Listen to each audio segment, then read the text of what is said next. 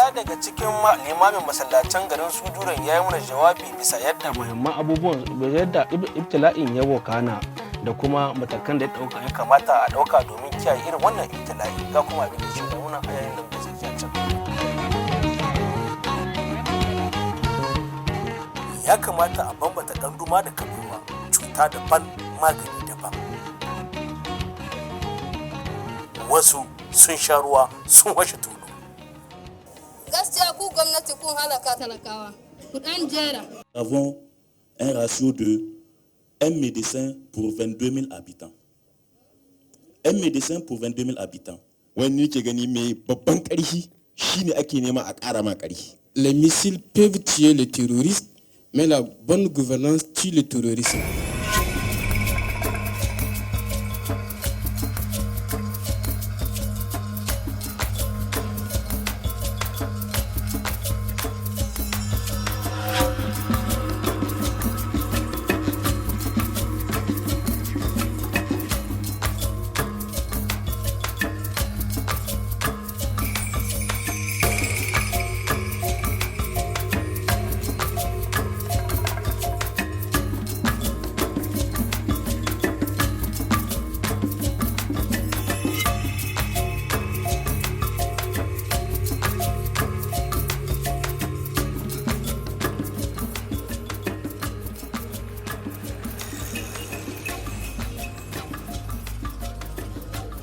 Des citoyens nigériens, des villes et des campagnes se réunissent pour passer au peigne fin le projet de loi de finances soumis au vote de l'Assemblée nationale nigérienne par le gouvernement. C'est la session budgétaire citoyenne qui se tient pour la 7e année consécutive autour du thème « Placer les préoccupations citoyennes au cœur du budget de l'État ».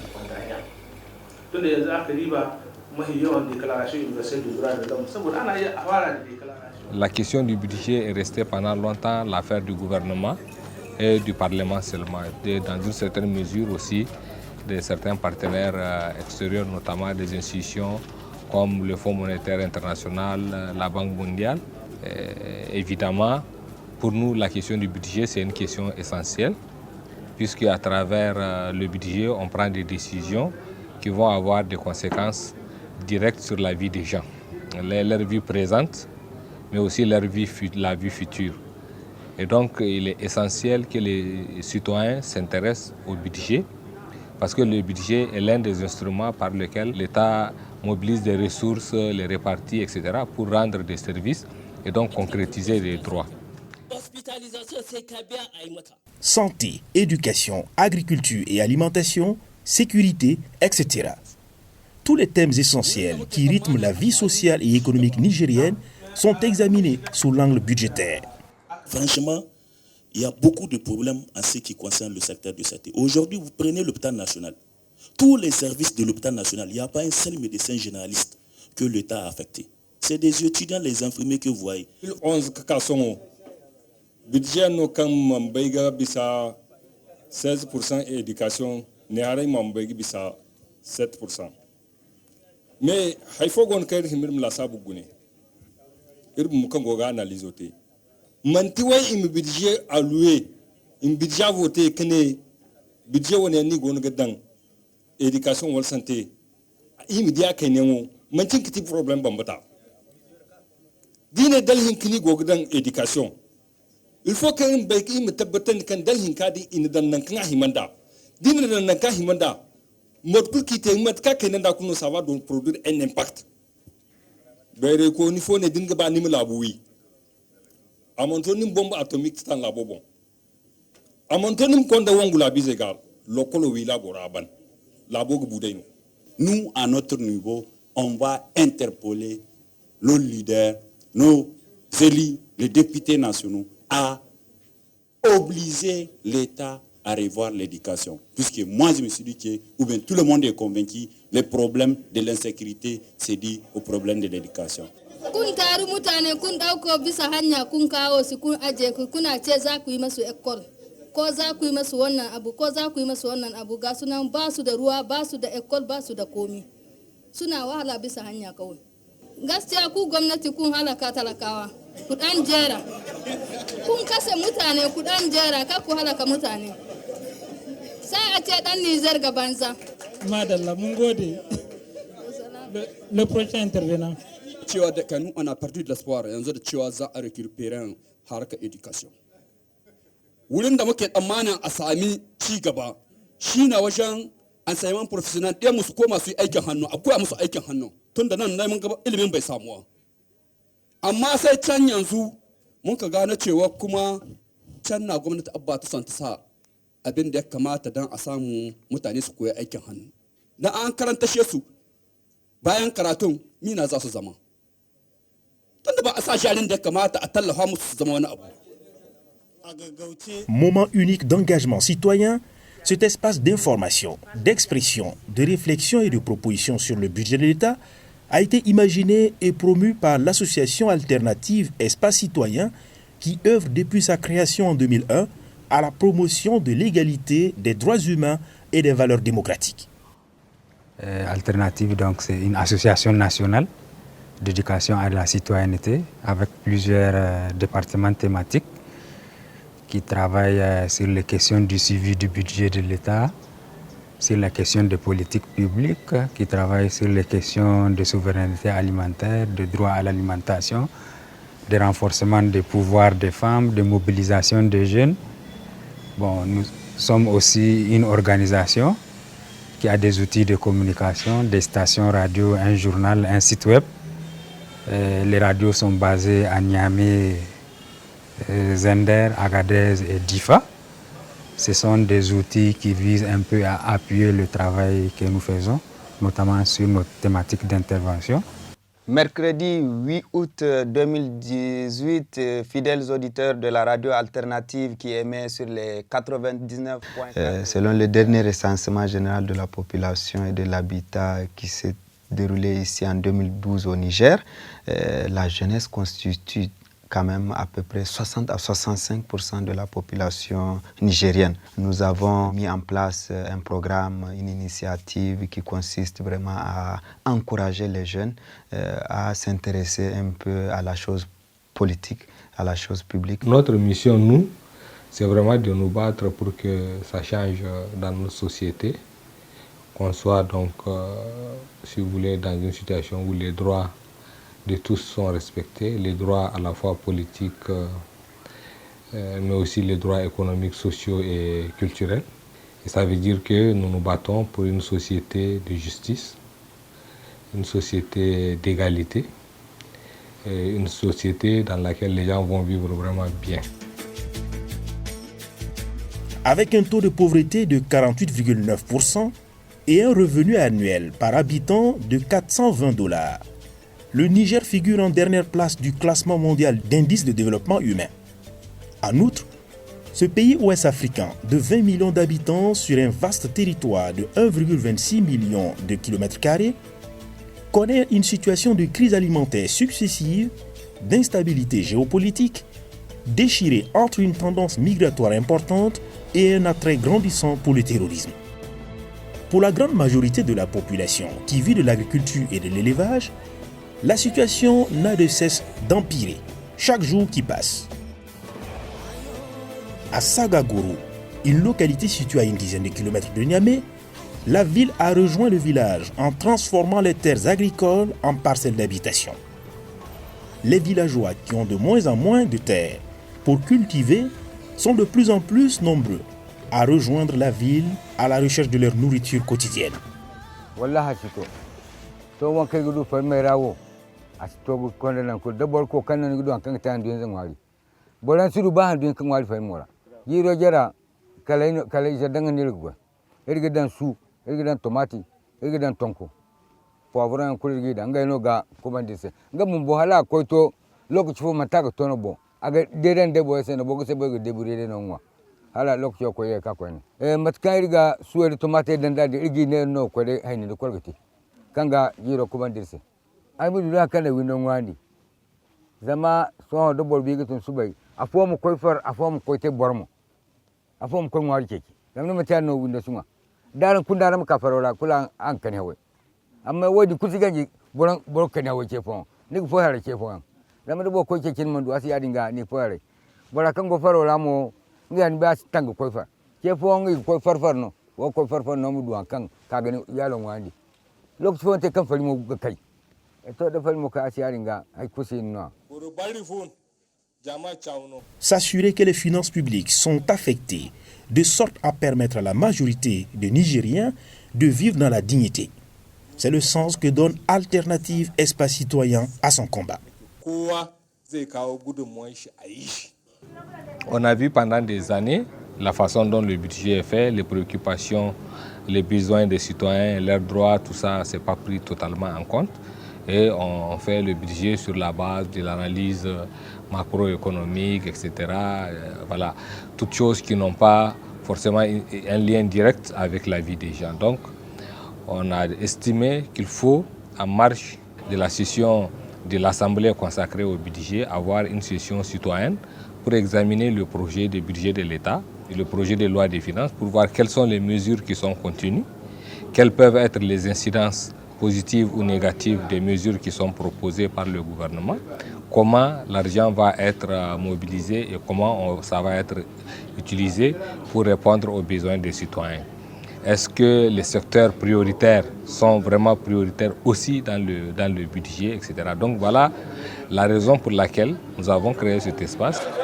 Notre budget est prévu pour être financé à un peu plus de 56%, ou environ 60% de recettes qui sont produites à l'intérieur. 60%, c'est quand même 40% qui nous viennent de sources aléatoires. Des sources aléatoires parce que les gens qui nous donnent ces 40% nous posent forcément des conditions. Okay? Si c'est un pays, il va le faire en fonction des intérêts de ses concitoyens. Si c'est un organisme international, en fonction des critères qui ont été définis par les statuts de cette organisation et par la gouvernance de cette organisation dont nous sommes partie prenante. Donc je peux dire on va avoir 40% de ma liberté entre les mains d'autrui. Pour moi, en tant que citoyen, c'est quand même quelque chose de questionnable. Voilà. Mais la question peut être vue aussi autrement. Que peuvent faire les autorités qui sont chargées de confectionner les budgets?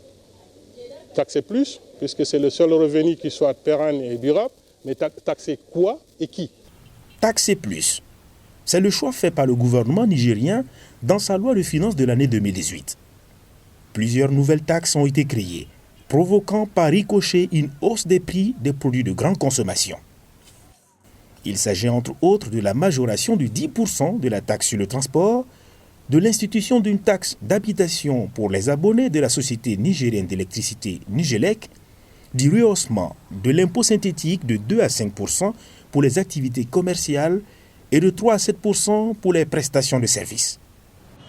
Parallèlement à l'instauration de ces nouvelles taxes, et de manière paradoxale, le gouvernement nigérien a supprimé la taxe sur les appels téléphoniques internationaux entrants, TATI.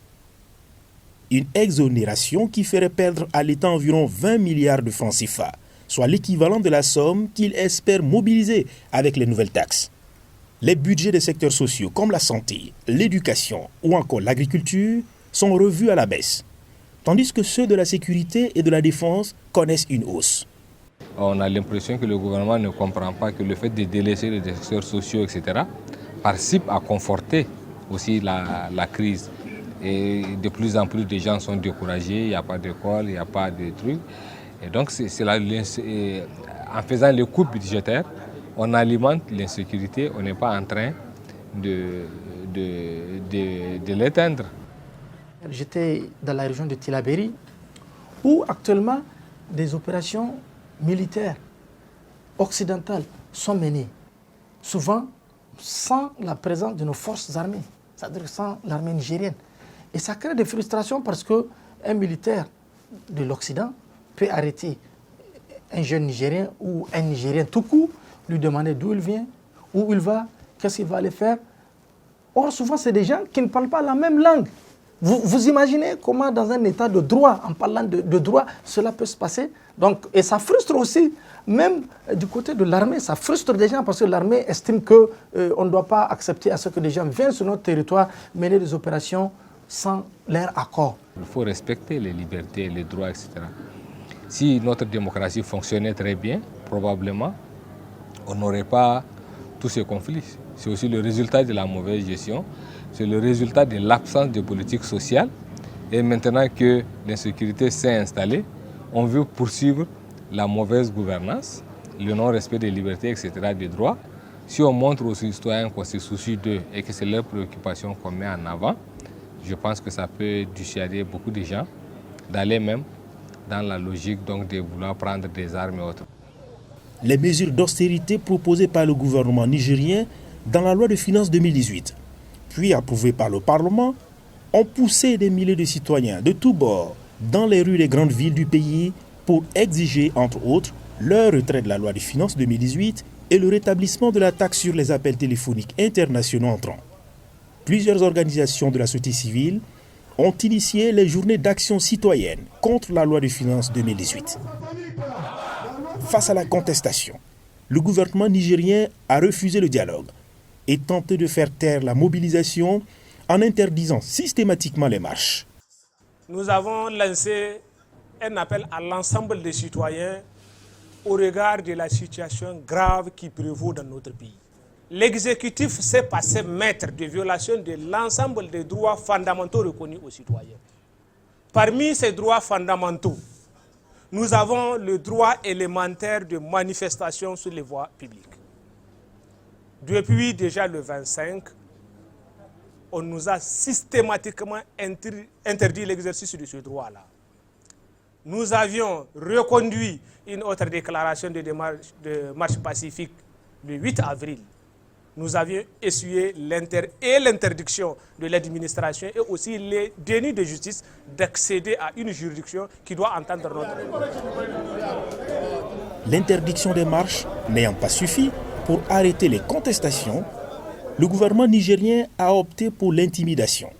C'est ainsi que le 25 mars 2018 est intervenue une première vague d'arrestations et d'emprisonnement de 4 meneurs du mouvement social, dont le secrétaire général d'Alternative Espace Citoyen, Moussa Tchangari.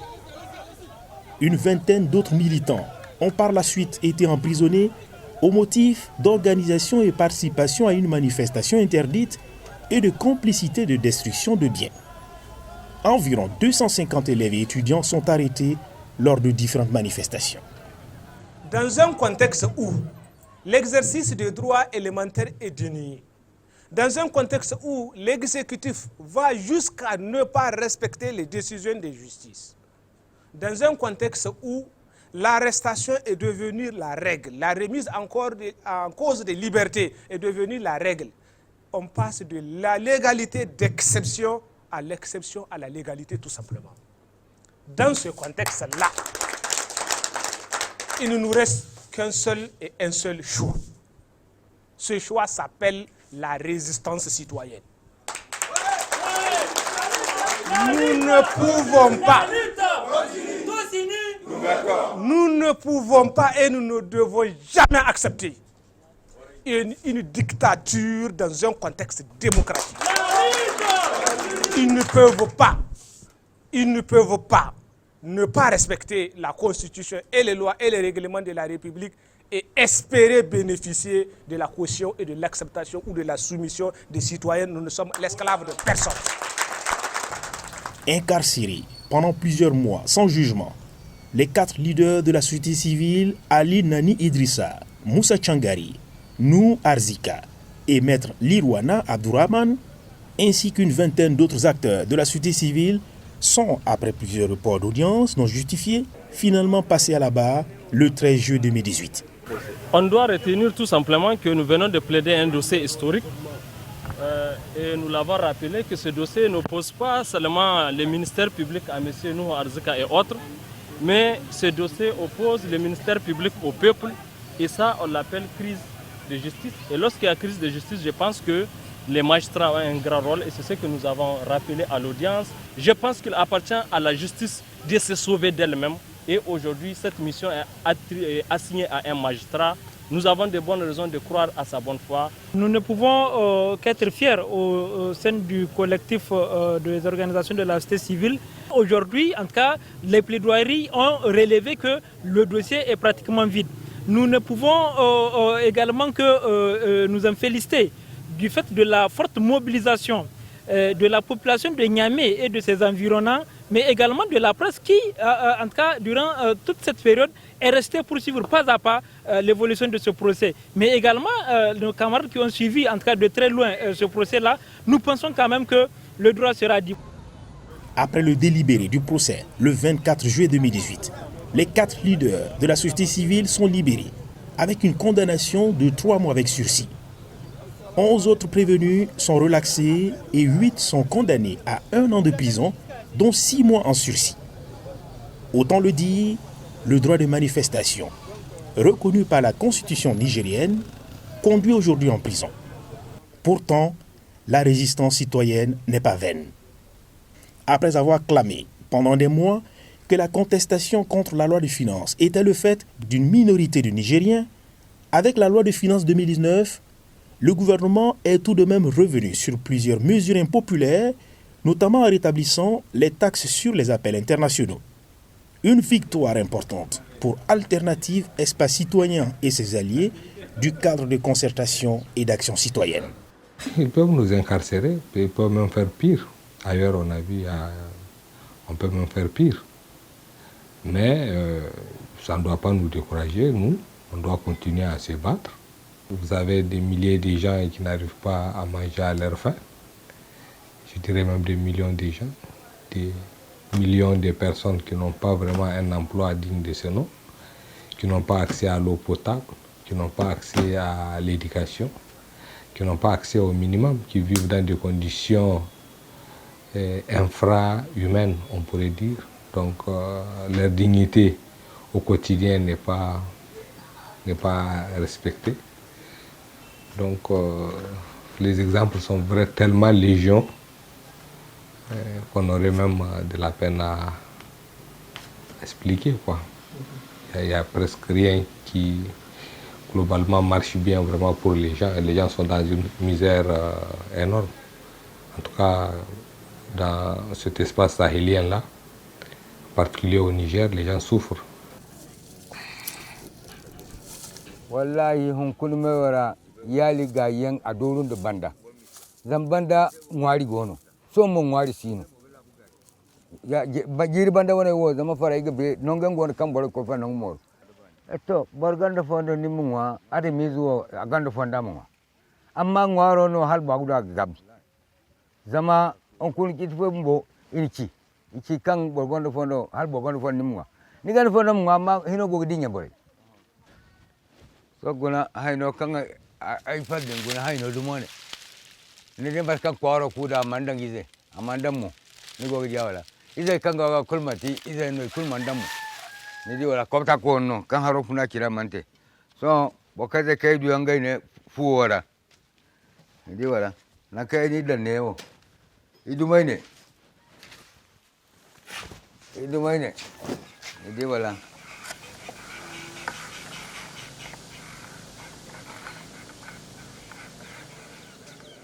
C'est une question de choix, de choix politiques majeurs, de choix des sociétés même. Le sort des pauvres gens ne l'intéresse pas autant que ça. Et ça se voit dans son budget. Le budget montre en fait le gouvernement se soucie de qui.